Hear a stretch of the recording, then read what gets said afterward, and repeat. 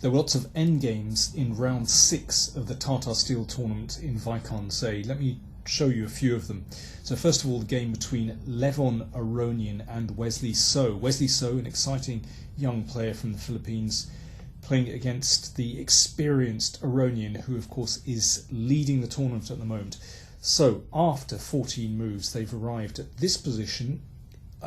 It's a kind of Grunfeld position, although the opening was in English. Typical Grunfeld position where white has claimed the centre with these pawns, but black of course has pressure with this pawn, and don't forget this bishop raking across the board. Nevertheless, this already looks more comfortable for white simply because he's better developed. You can see his rooks are already in the game, and there's pressure here right through to the pawn on e7, and black's rooks haven't joined in the game. Let's see how Wesley So got on against this. He played bishop g4, so he's just putting the question to white. What's he going to do about this d-pawn? Is he going to advance? But if he advances, then there's no longer pressure here, and then the bishop on a3 doesn't look so good. So instead, Aronian opened the position, and that looks like a very logical move indeed, considering that white has his rooks on these, well, potentially both two open files. But white isn't winning a pawn because black now takes on c3. And Aronian played bishop a6. White is definitely better. His pieces are more active. This bishop also looks very nice, controlling key square here, preventing black's rook coming over, and of course threatening something here. So the rook came to b8, and now rook here. More pressure on black's position. If the bishop retreats, then of course there are problems here on the c file. So now took on f3, and that looks like a mistake. He should have taken here and played the bishop here. Now this is not an obvious sequence of moves. It still looks as though white is doing very well here, but actually in this position the bishop comes back, and you can see that black also has pressure with his bishops. Now white doesn't have to play exactly like that, but I think that shows you the idea. But in the game, So took on f3, and I think that was a big mistake, because now really there's nothing for black to attack in white's position, and white has lots of targets here, and Aronian just steadily improved his position. King g2, okay, just protecting the f3 pawn and taking the king off the back rank. And I think he's also saying to black, well, you know, what can you do here? Not a lot, actually. Let's show you exactly why white has such a good position. These two bishops are superb. This bishop is looking at two weak pawns here. Another problem black has is that his minor pieces don't have solid protection, whereas white doesn't have to worry about these bishops at all. Those minor pieces are loose. White's rooks have good chances of attacking them and driving them back. And if black tries to exchange off all the rooks, doesn't help at all. You can see that, for example, a typical motif when bishops are playing against knights, this bishop controls all the squares of this hapless knight at the edge of the board, and white, well, attacks, two pawns here. Tremendous for white. Okay, so let's go back to this position. So already I think the Philippine player has a very difficult position. Now, of course, if the bishops are exchanged, then that will ease the pressure on black's position. So, of course, Aronian declined the exchange. Still pressure on a7. And watch out for this knight now. Very difficult position. Instead of trading rooks, Aronian just hammered on the knight. So this can't be protected with a rook because the bishop stands beautifully on a6.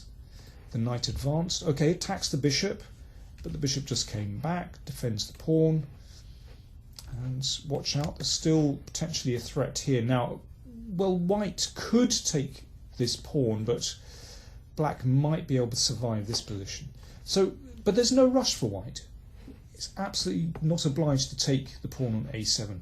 Aronian played excellently. He just increased the pressure. So there's pressure on this side of the board. And now Aronian starts to move through the middle of the board.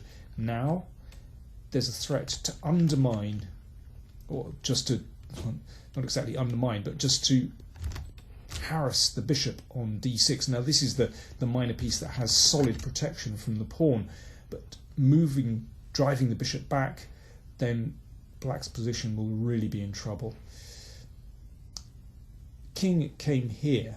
Now the point is that after e5, the bishop can now go to c5 and there won't be some kind of discovered check here. So Aronian didn't do that. Now I think there are various ways to play this position, but Aronian played in a very forcing way, driving the knight back, attacking the rook.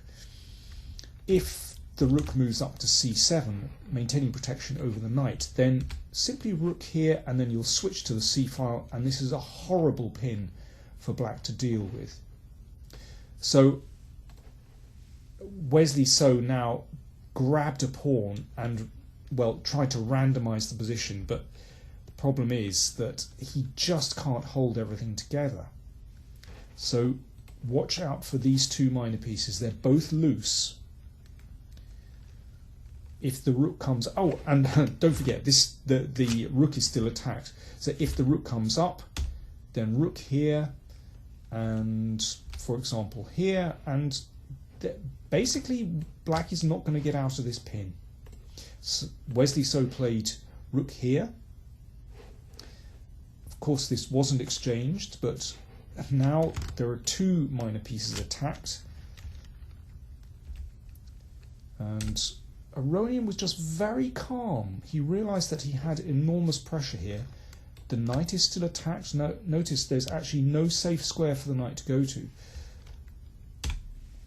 Black defended the knight. But now the rook is driven to this absolutely dreadful square. It's still protecting the knight, but look, the rook is basically trapped.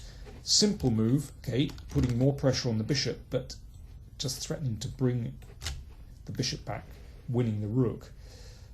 And this is it's just a horrible position. So the knight came back, freeing the rook. White took on a7, hassling this one.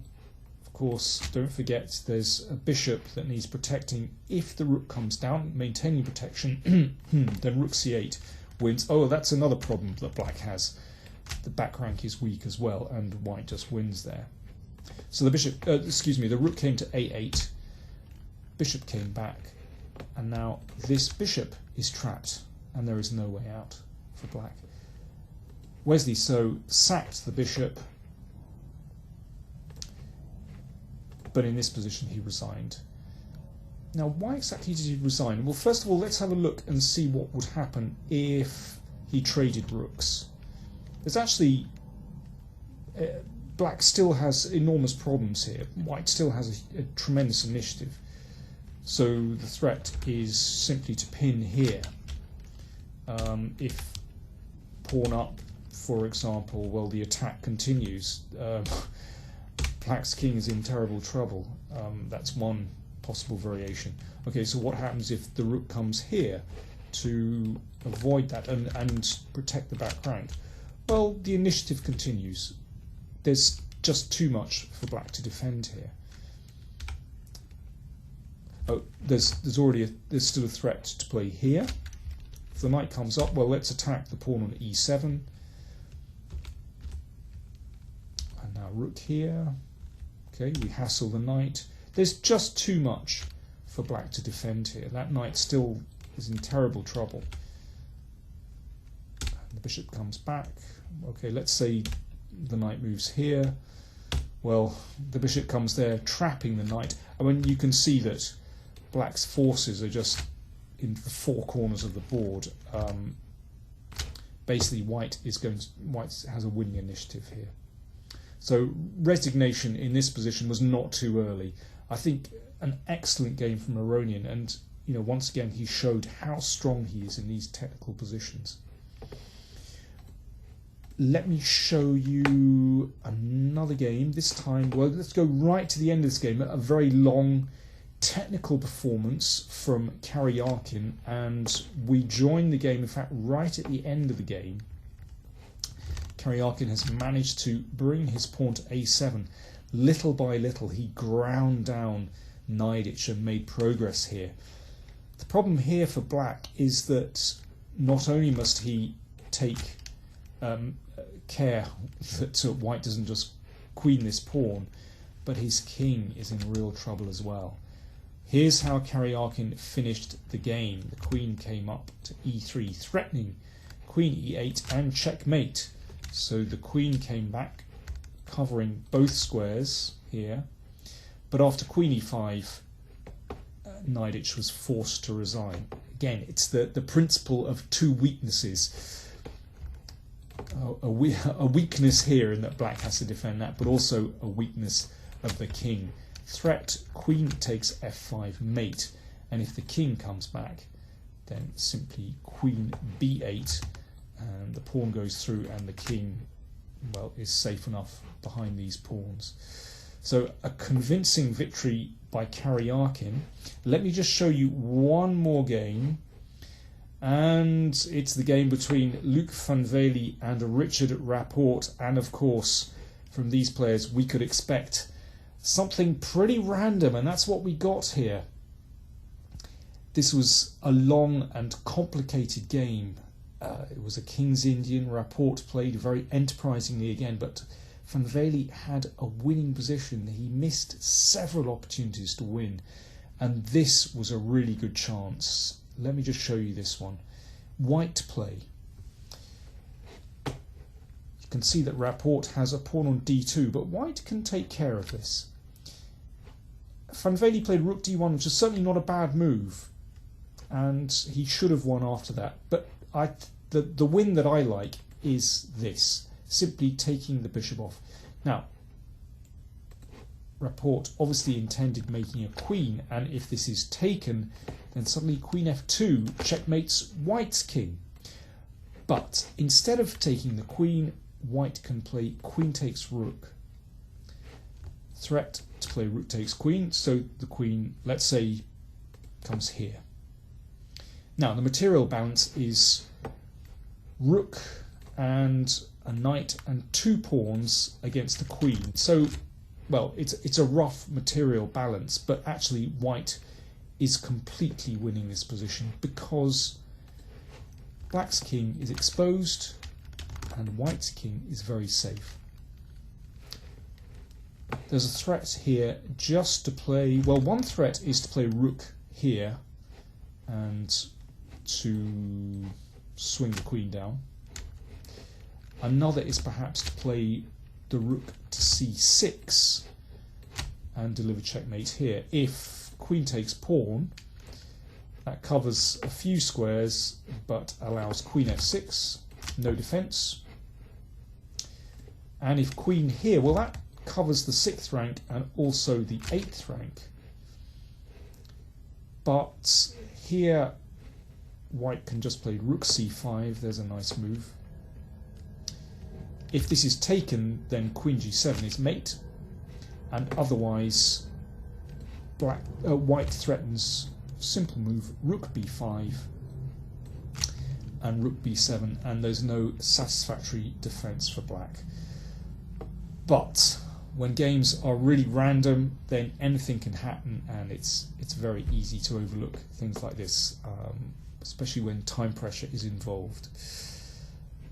Well, that's that rounds things up for the report today. Let me just give you the scores at the moment, at least the top scores. Levon Aronian is now leading by a whole point. He has 5 out of 6. Aronian and Giri behind him in second position with 4 out of 6. Thanks very much for watching. Round 7 tomorrow.